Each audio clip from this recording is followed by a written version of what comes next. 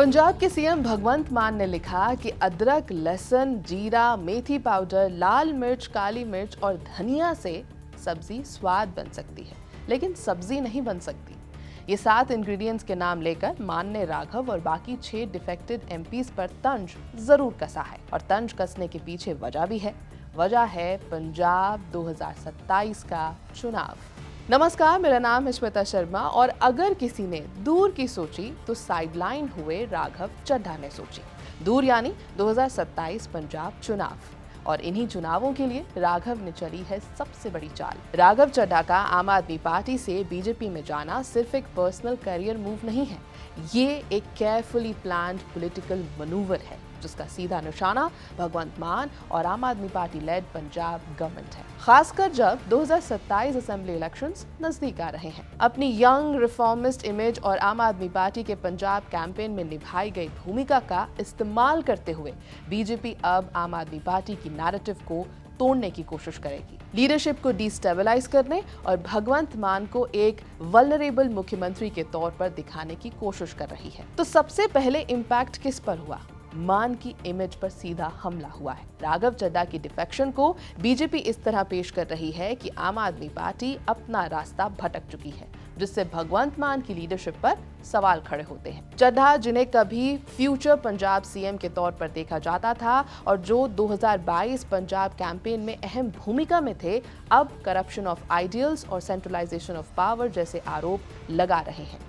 BJP के लिए ये सिर्फ एक नेता का मामला नहीं है, बल्कि आम आदमी पार्टी के एक स्टार फेस के जरिए जनता का भरोसा तोड़ने की रणनीति है। दूसरी तरफ 7 आम आदमी पार्टी राज्यसभा एमपीज का बीजेपी में जाना, जिसे आम आदमी पार्टी ऑपरेशन लोटस 2.0 कह रही है, एक बड़े पॉलिटिकल पैटर्न का हिस्सा है। बीजेपी का पुराना तरीका यानी ऑपोजिशन नेताओं को तोड़ना अब पंजाब की पॉलिटिक्स में लाया गया है, जहां चड्ढा इसका फेस बनकर उभरे हैं। पहले इंटरनल रिफ्ट क्रिएट करना और फिर रिबेल्स को अब्सॉर्ब करना, इस स्ट्रैटेजी से आम आदमी पार्टी में लॉयल्टी और यूनिटी पर सवाल खड़े किए जा रहे हैं। बीजेपी को फायदा यहाँ पर यह हुआ कि राघव चड्ढा के खिलाफ आम आदमी पार्टी ने एक्शन लेना शुरू कर दिया था, तो उसके बाद राघव चड्ढा मुखर होकर आम आदमी पार्टी के खिलाफ बोलने लगे थे।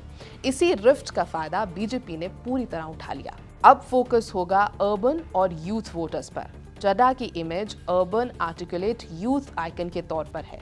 बीजेपी के लिए पंजाब के शहरों में एंट्री का ये एक मजबूत माध्यम बन रहा है।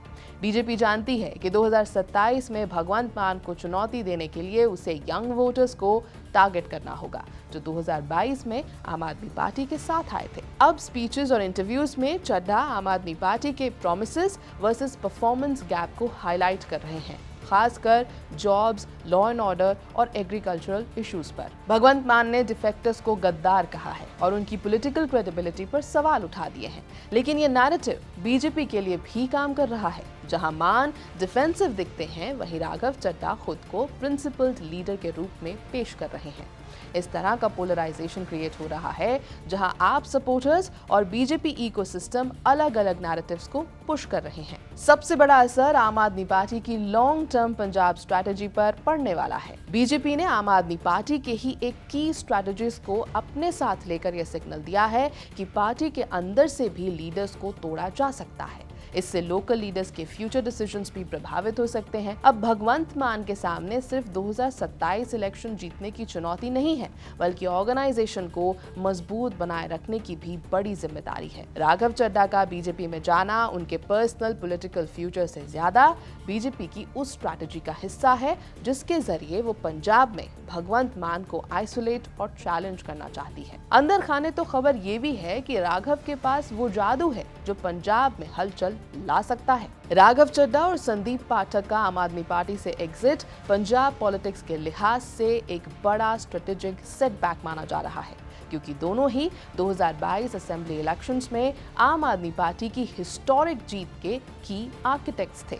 पाठक ने ग्राउंड लेवल ऑर्गेनाइजेशन खड़ा किया था और कैंडिडेट सिलेक्शन से लेकर कैंपेन एग्जीक्यूशन तक अहम भूमिका निभाई थी, जबकि चड्ढा ने पार्टी को अर्बन आउटरीच और नेशनल नैरेटिव मजबूत किया था। 2022 में आम आदमी पार्टी ने 117 में से 92 सीटें जीतकर पंजाब में स्वीपिंग विक्ट्री हासिल की थी, जो लार्जली इन दोनों नेताओं की प्लानिंग, बूथ लेवल मैनेजमेंट और वोटर टारगेटिंग स्ट्रैटेजी का नतीजा मानी जाती है। अब इन दोनों के बाहर होने से आम आदमी पार्टी की वही पंजाब मॉडल स्ट्रैटेजी कमजोर पड़ सकती है, खासकर 2027 चुनाव से पहले। पाठक और चड्ढा का एग्जिट सिर्फ लीडरशिप लॉस नहीं है, बल्कि ऑर्गेनाइजेशनल वैक्यूम भी पैदा करता है, क्योंकि नए लीडर्स के पास वैसी इलेक्टोरल एक्सपीरियंस और नेटवर्क नहीं है। इससे बीजेपी और अन्य पार्टियों को आम आदमी पार्टी के कैडर और सपोर्ट बेस में सेंध लगाने का मौका भी मिल सकता है।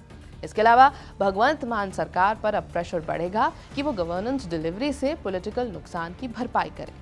आम आदमी पार्टी के लिए चुनौती सिर्फ चुनाव जीतना नहीं, बल्कि इंटरनल यूनिटी और मजबूत कैंपेन स्ट्रक्चर को दोबारा खड़ा करना भी है। ओवरऑल ये एग्जिट आम आदमी पार्टी के लिए पंजाब में 2027 से पहले एक सीरियस वार्निंग सिग्नल माना जा रहा है और इस एक्सपीरियंस का भरपूर इस्तेमाल करेगी बीजेपी। यानी सोचिए कि बंगाल चुनाव अभी खत्म भी नहीं हुआ है और बीजेपी ने पंजाब का रुख कर भी लिया है। अब सीएम पद पर राघव काबिज होंगे या शाह की चाणक्य नीति कुछ और ही डिटेलिंग कर रही है, ये देखना होगा। यह है बीपी लाइव, मेरा नाम है श्वेता शर्मा।